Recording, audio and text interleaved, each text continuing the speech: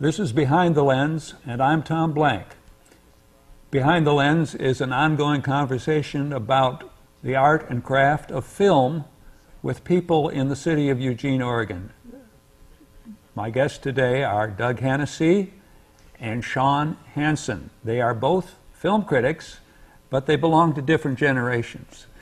So what we'd like to talk about today is what's the difference between a blogger or critic at the current time and one back in the golden age, if I may say the golden age for you, Doug. First of all, Sean, tell us about your experience as a film critic blogger. Well, I got started, I was a moderator of an internet forum at a comedy website, so I'm sure it's a drastically different experience than Doug's. And I got hired to write front page film reviews, and they started out as comedy reviews, but over time they got more and more serious. I guess I ran out of jokes about films and started caring more about the art of filmmaking itself.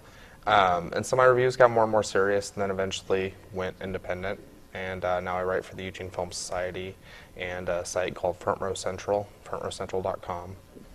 So. And that is that your blog, Front Row Central? It's one that I share it with some other veterans from the same group of people. Okay, so we split off and created our own website.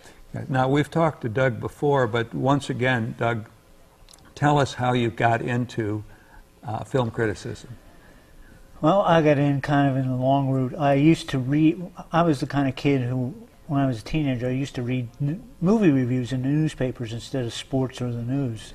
And when my dad used to take trips to New York, he used to drop me off at a movie theater, and I would see a Fellini or a Bergman or something arty like that, whereas most of my friends were seeing the regular run-of-the-mill movies.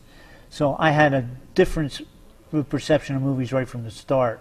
First of all, I was reading about them, then I was seeing them, and then I'd go back and read the review again, and it kind of like really set my mindset on how to like what they're seeing in the movie that I wasn't seeing.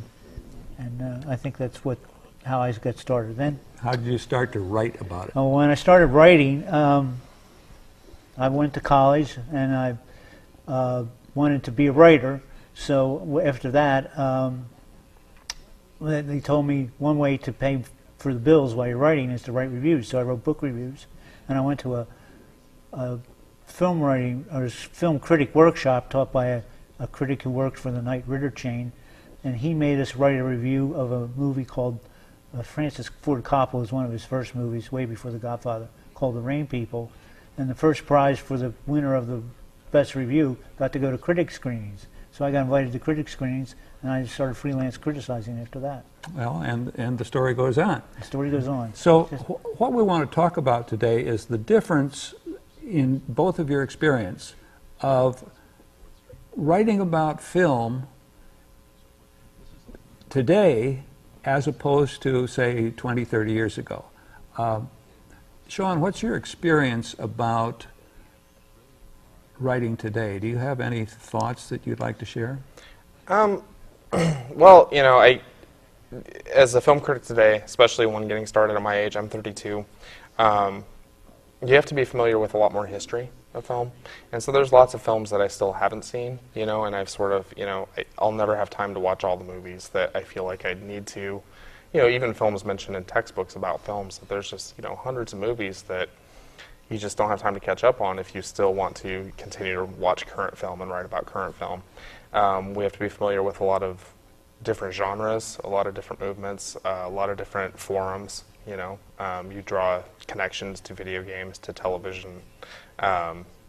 So I think it's a different experience than classical film criticism. You know, even growing up reading Roger Ebert, the structure and the content of my reviews vary drastically from Roger Ebert just because of how much I have to, you know, be familiar with in order to provide accurate analysis of a film. Doug, would you jump in, please? Well, that's real interesting because he talks about references in his film reviews to video games and popular TV. I use references to older films, and I realize people don't get them, particularly younger readers, because they haven't seen these films and aren't familiar with them. And that's what I find the big difference is. They haven't, I've seen this all before, and therefore I don't like it because I know it's been done before and it's been done better. And a lot of readers don't get that because they haven't seen those early 30s films, or even silent films sometimes. Right, and I think the extent of relevant film history for my reviews, and I tend to write about horror films and thrillers, I think the extent of the history, the relevant history, goes back to the 1970s. And so I see a film like The Babadook, for instance, and you call back to The Shining. I see It Follows, which is now playing in theaters today, and that goes back to Halloween. And so I think film in the last 30 years has gotten extremely self-referential and referential to its own history, more so than films of the 70s or the 60s or before were. Do you feel that Quentin Tarantino has had a particular impact on quoting films from his past? Doug, do you? Oh, I get in arguments about Quentin Tarantino all the time, because to me, with Quentin Tarantino, it's The Emperor Has No Clothes, because every time I watch one of his films, I know I've seen this before, and I can name the movie it came from, and he can too, and that's probably the problem. It just seems to be cuts and clips from other movies being pasted together. Yeah, as if he were producing not a film but a pastiche about film. Like, look how much I know. I've seen this, and I can make this. Yeah. And I agree with you on that level. I think Quentin Tarantino is somewhat overrated and has had a detrimental effect on cinema. When we did the Quentin Tarantino retrospective recently at the Bijou, I wrote reviews about half of his films, and what's interesting to me is after Pulp Fiction came out, there was, and Reservoir Dogs, there was a wave of copycats that weren't nearly as good. And I think that it took the 90s, it took them a while to recover from that, where you couldn't see a crime film or an indie film that didn't draw on Kevin Smith or Quentin Tarantino, both people who aren't, who get a lot of their filmmaking chops from watching other movies and from referencing other movies. And particularly on videotape. Right, yes, yeah. And so, that videotape film school idea, it's a neat idea that, anyone can be a filmmaker if they just draw on the history of films. I think there are interesting ways to do it, and I think that there are ways to do it like Tarantino does, where it's less, he's not commenting on the films that came before, he's just appropriating them. Well, what I think it's interesting what you say, because everybody thinks they can be a filmmaker today because they sit home and watch these things on DVD or tape. And there is an expansive market for that now too, because the camera and equipment becomes more available. People at home can make their own movies, and I think we're gonna see in the future movies get smaller as people, homemaker filmmakers, make smaller movies because they're cheaper and easier to do, and we may get that going on. And we're looking at something happening in the history of film, just in the area that you're speaking of.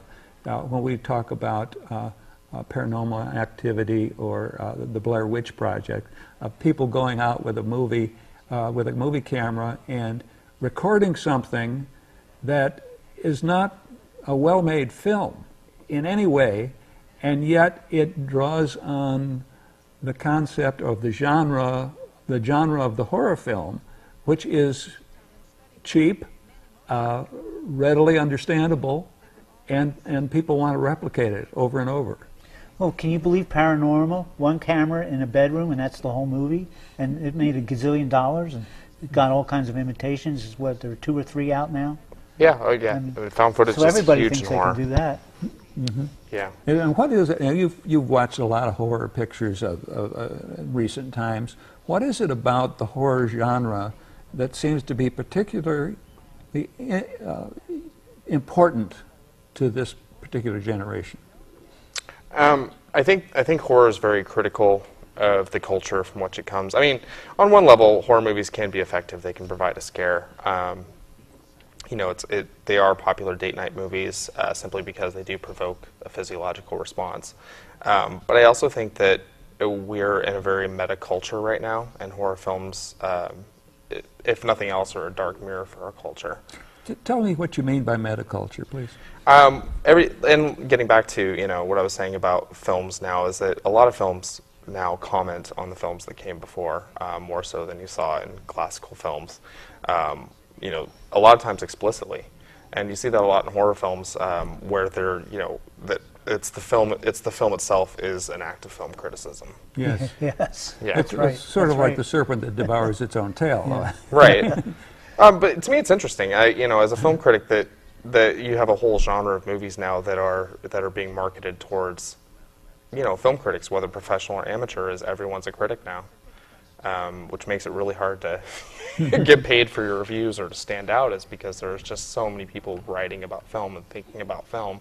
And on one level, I really like that. I like to be able to go see a movie and to be stimulated intellectually just because it's, calling on the previous horror films, and you can basically spot the reference.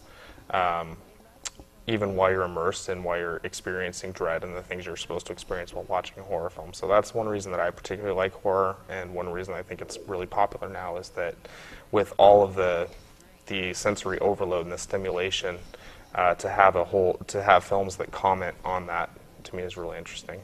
So do you like the recent spate of Saw films or Insidious? Do they appeal to that group too? I don't like the Saw films. I think the Saw films are horrible. And it's like what Tarantino did to independent film, is that Saw films created this wave of, for lack of a better term, torture porn films that it took the industry, 10 years to recover from. I think Paranormal Activity was a great step in the right direction as far as correcting that. One really interesting thing that you saw with Paranormal Activity was, for the first time, we had female viewers that liked to film better than their male counterparts. And studios took notice of that, and I think kind of corrected the genre back to what I like, which is a greater emphasis on scares, less emphasis on just torturing people. Well, what's interesting to me is, as an older guy, I find these things that are they're considered date movies. Right. And I don't understand why a horror film is a date film. There's something to be romantic about. Well, so there's, and I wish I would have brought the name of the study with me.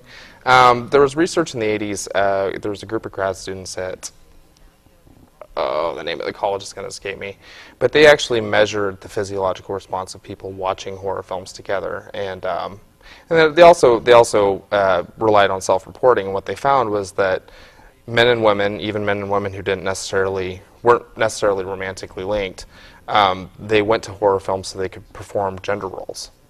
I see. So even if they weren't consciously admitting that, the men would come out of the film and say, "Oh, that movie didn't scare me," and yet they measure their physiological response, and sure enough, the movie did excite them or did, arouse some level of fear instinct in them.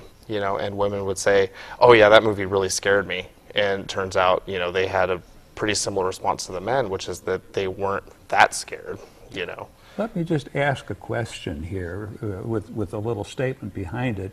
If we look at the development of our society on an economic level, and you look at the rise of the great horror films in the 30s that were a response really to the Depression, that we had the horror picture, which gives people a chance to go in and have the experience of utter terror and live through it.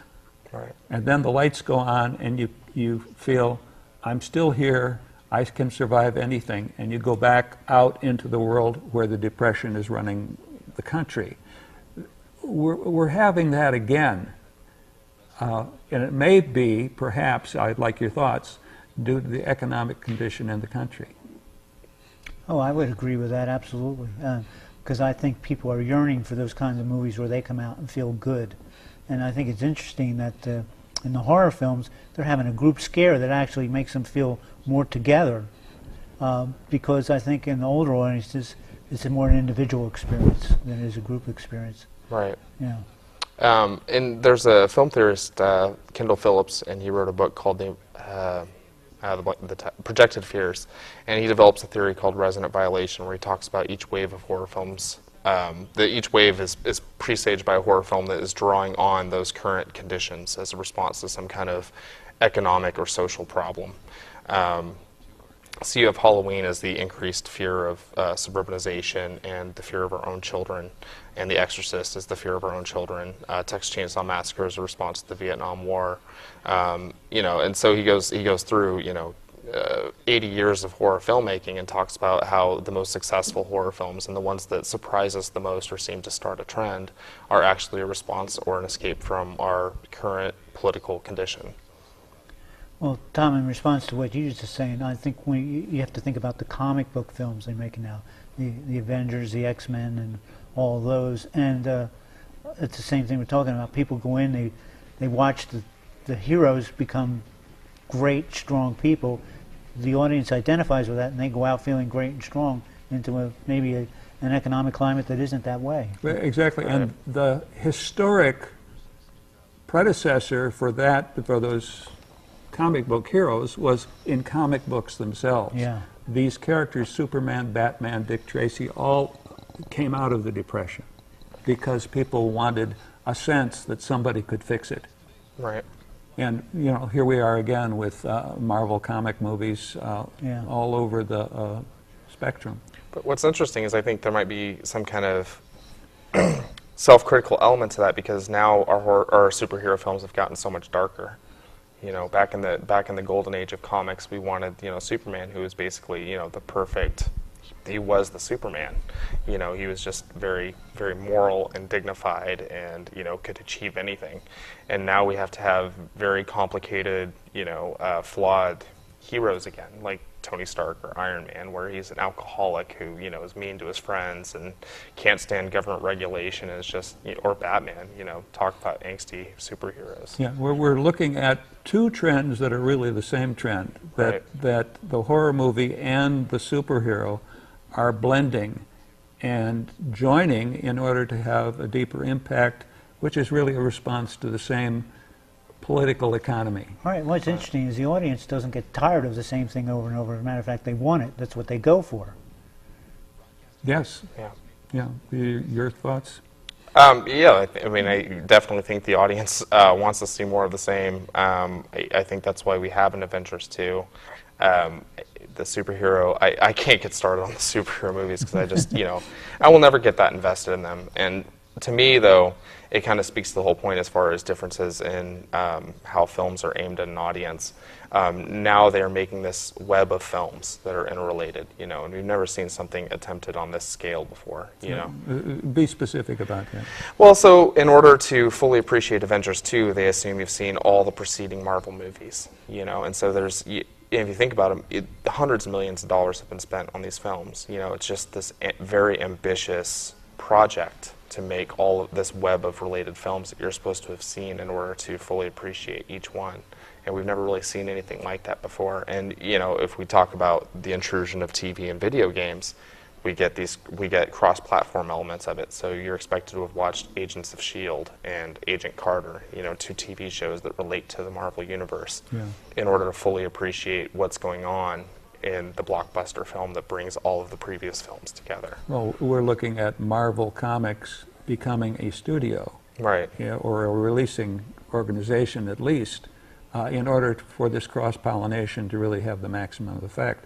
And I think probably they're thinking that if their audience has not seen all the previous movies, they will go back and make it up. Exactly, right. It's definitely a cash in. I think it's one of the most shameless cash grabs in recent history. I mean, but that's not to say that they're entirely artless. I mean, Iron Man 3, Shane Black, who wrote and directed Lethal Weapon, got to do Iron Man 3, and he makes really interesting films in his own right. Kiss Kiss Bang Bang. He's made just some great films, and Iron Man 3... You like Kiss Kiss Bang Bang? Oh, yeah. Oh, wow. That's one of my favorite movies the last 20 years. So I think it's great. There are legitimate differences of opinion. Right. So I mean, they're giving really what I guess we would term an auteur if they worked back in the 70s. They're giving them a venue to practice some kind of creativity in a very limited space, which I think is interesting. Well, Sean, are you saying that these comic book movies are being made with the expectation that the audience already knows what's happening going in, that they have planned on you seeing the forerunners to that movie? Yes. So a guy like me would be lost watching that movie. Oh, you poor thing. I'm lost watching them. I still haven't seen a few of them, and I don't like superhero movies in general, but I'm lost going into Avengers 2. I have no idea, what's happened in some of the movies. The only ones I see are the ones made by directors who interest me. Jon Favreau did Iron Man 1, Shane Black, Iron Man 3. But I think as far as we get into, filmmaking as a profit machine, one of the interesting side effects of that is that superhero movies and television have both given really interesting directors a paycheck, steady work and good pay, so that they can pursue their own projects outside of the Marvel universe. Good point. Yeah, Jon Favreau did a very small independent film that was close to his heart about cooking. Yeah. Which I've forgotten the title of. He took a food cart and drove around the country and made food for people. It was a nice, fun movie. Now, do you think that his comic book fans would go see that? No, but what I'm saying is that I think that he probably used his gigantic paycheck from Iron Man to fund that project. Yeah. I think TV. I mean, a lot of really interesting, like John McNaughton. I can't remember her name. She directed Monster. There's a lot of really interesting directors working in TV just because it gives them a stable paycheck and gives them the freedom to make a movie every 5-7 years that interests them. Right. Have you thought about the way that these superhero movies fit into the the genre experience of the American moviegoer? It's like we used to have a set number of genres, and the superhero movie did not fall into that. Right. So we're looking at an expansion of the genres available. Is this a good thing? You'd think not, perhaps. Well, I think you can look at it two ways. It's either the splintering of genres or the collapsing of genres. I mean, we have, and you can blame Jaws for all this, but we have these tentpole movies where there's these insanely profitable movies that the studio spends a lot of money on. I realized Jaws was an independent film and they didn't spend that much money on it, but that started the summer blockbuster. So the blockbuster has become its own genre. You can look at it that way, or you can say that the soap opera and the action film have kind of merged together and created the superhero film or the Marvel film that we see today. Mm-hmm. Well, you also have boys read comic books, so those movies are aimed at boys. And then you have girls who read actual books. You get The Hunger Games, which is not a comic book, but an actual book, and they go see those movies. Great movie series come out of something.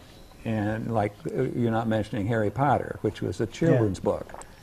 Which crossed all kinds of lines there. Can we talk about Harry Potter for a second? Sure. So one of the things, Alfonso Cuarón, he's a great director, and he made the best of the Harry Potter movies. That probably gave him the money to make Children of Men, Yes, which, it was a very good picture, but it has paled in reputation next to the Harry Potter movies. I mean, I thought that Alfonso Cuarón, when he made Little Princess, was a wonderful movie. Yeah. Well, that goes back a ways. It does, Yeah. but it's still a good picture. Yeah. And I see him, making Gravity, which is, pretty much all CGI, but a great movie in its own right. Now, what do you think about the rise of CGI in film history? I think it's, and we were talking about this before, but I grew up with practical effects, and so I'm on this weird generational cusp where I'm, at the tail end of I grew up with the movies that were at the tail end of the use of practical effects, so I still really appreciate practical effects.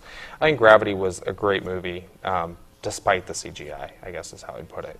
I think that CGI has increased the possibilities for filmmakers, but it's also reduced my investment in films. Well, let me respond to that too, Please. because to me it takes all the tension and anxiety out of a film. So when I'm watching Furious 7 and I'm watching a car fly from one high-rise building, crash through the windows, and crash into another, there's no fear or tension that the people involved are actually in danger. You just know it's a CGI thing. Plus, they CGI'd a whole actor in there, Paul Walker. Right. I mean, he's not even real in the movie. Well, that's true. As you know, my son is actually a visual effects supervisor. Don't tell him we said these things. No. I mean, I've said it to him too. I said, once anything is possible, nothing means anything. Right. And that's the problem. But just looking at his career, They have a visual effects society. They don't have a union.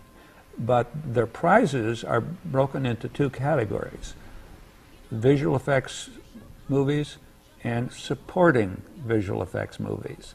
And I think what you would like is movies that are supported by visual effects rather than dominated by visual effects. Yeah, that's a good point. To me, what makes Gravity work is what's made movies work for a very long time, which is, a great screenplay, attention to character, thematic weight. Yeah, I mean, I do think that even though the movie is constructed as one single take that they've accomplished with CGI, my investment is in Sandra Bullock's character, because she's a well-drawn character. And I don't think that's going to go away from the great movies. And so, yeah, I think that even in a CGI picture like Gravity, the CGI is supportive. It's not the attraction itself. Or it should be supportive. Good point, because what I see fading from movies today is that sense of character that an audience can feel for and identify with and have some sense of anxiety about in the story of the movie. We really lose that. When you watch Furious 7 and you watch these guys drive and crash, you don't feel anything for them. No, because you know that it's not important. Yeah. But meanwhile, Kamiko the treasure hunter is only playing a couple miles away, and that's a great story with That a is great character. Story, Yeah. So we're coming to the end of this one. Do you each have a parting statement you'd like to make? Yeah, I would like to say go big. Go to the theater and watch movies in the theater. No, don't stay at home and watch them. Right. That's my thing.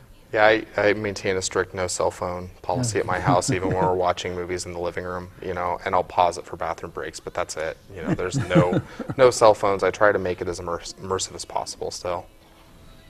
So we congratulate you on persevering in the process of looking at film in a serious way and trying to make an impact throughout your careers.